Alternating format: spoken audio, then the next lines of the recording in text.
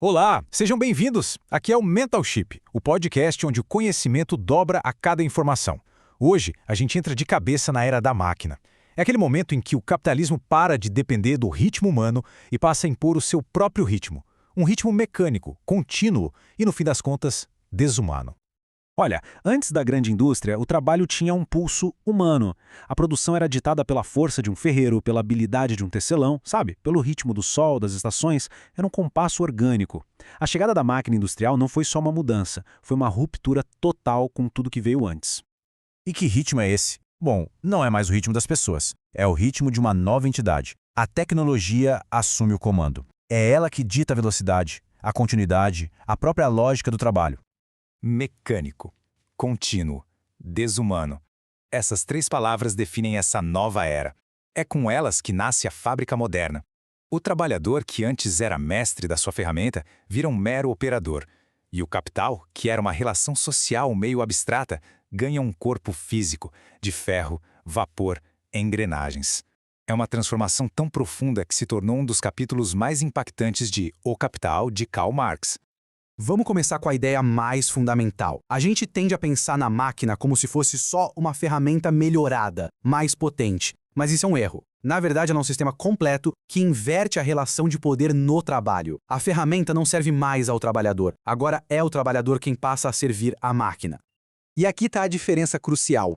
A manufatura, que foi a fase anterior, ela reorganizou as pessoas, dividindo as tarefas dos artesãos. Já a grande indústria deu um passo além. Ela reorganizou as máquinas em um sistema, e os seres humanos foram só encaixados ali para servir a esse sistema.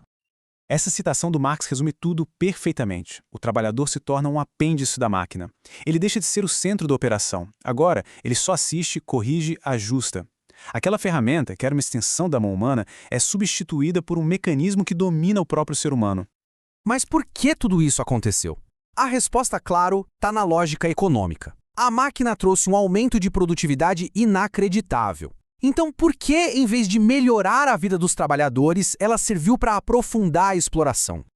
Essa é a grande questão. Parece um contrassenso, não é? Se a gente produz muito mais em menos tempo, a vida não deveria ficar mais fácil para todo mundo? Pois é, no sistema capitalista a resposta é bem mais complexa.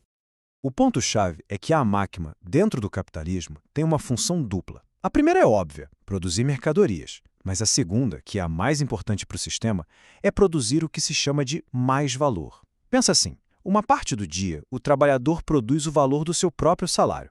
Todo o resto do tempo, ele está trabalhando de graça para o capitalista. A máquina, ao acelerar a produção, encurta o tempo pago e estica o tempo não pago, maximizando o lucro.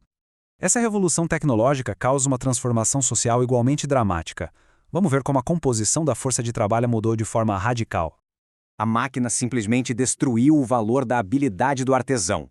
Ofícios que levavam anos para dominar foram quebrados em movimentos simples, repetitivos. A força bruta, a precisão manual, tudo isso perdeu importância. Agora, a potência e a exatidão vinham das engrenagens, não dos músculos. E a consequência direta disso é que a mão de obra qualificada dos homens pôde ser trocada por uma mão de obra considerada mais barata e mais dócil. Marx descreve isso como uma forma civilizada de degradação da família e da vida social, onde o trabalho infantil explode e os salários da família inteira mal dão para sobreviver.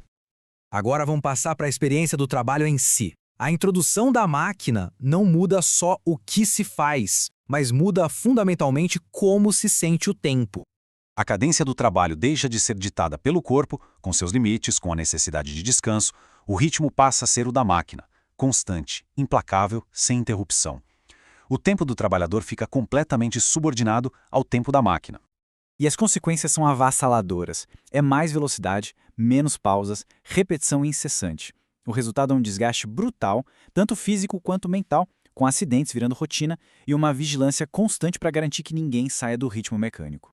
Agora vamos ampliar o foco. Sair de dentro da fábrica para olhar todo o mercado de trabalho. A máquina cria um fenômeno social totalmente novo. Marx dá um nome poderoso a esse fenômeno. É um exército de desempregados constantemente alimentado por tecnologias que tornam a mão de obra humana redundante. Um conceito do século XIX, que, convenhamos, soa assustadoramente familiar hoje na era da automação e da inteligência artificial. O ciclo é cruel e muito direto. Primeiro, a máquina dispensa trabalhadores. Depois, as habilidades que eles tinham perdem o valor. Essa massa de gente desempregada cria uma competição feroz por qualquer vaga, o que dá ao capitalista o poder de pressionar os salários de todo mundo para baixo. E com salários mais baixos, a fatia do mais valor, o lucro, aumenta ainda mais. Para a gente concluir, vamos conectar esse novo sistema industrial à instabilidade que é parte da economia capitalista. A máquina não traz só a exploração, ela traz também o caos. Essa capacidade produtiva gigantesca, quando ela é voltada só para a valorização do capital, acaba criando problemas sistêmicos. Leva a crises de superprodução, onde se produz mais do que se consegue vender com lucro, isso gera instabilidade, os famosos ciclos de crescimento e colapso e uma competição global cada vez mais acirrada. E aí a gente chega na contradição final. A máquina é uma força produtiva sem precedentes, capaz de gerar uma abundância que era inimaginável. No entanto, ela produz abundância e miséria ao mesmo tempo.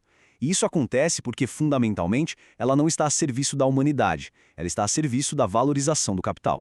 No nosso próximo encontro, vamos entender como o capitalismo combina diferentes formas de mais valor para criar sistemas de produção que são, ao mesmo tempo, extremamente eficientes e profundamente exploradores. Essa análise foi pesquisada com o apoio de ferramentas de IA, mas para uma compreensão completa, nada substitui a leitura da obra original. Se este mergulho fez pensar, compartilhe com quem também possa se interessar. A pergunta que fica é, na nossa era digital, quem realmente serve a quem? Nós a tecnologia ou a tecnologia a nós? Até a próxima, aqui no Mental Chip.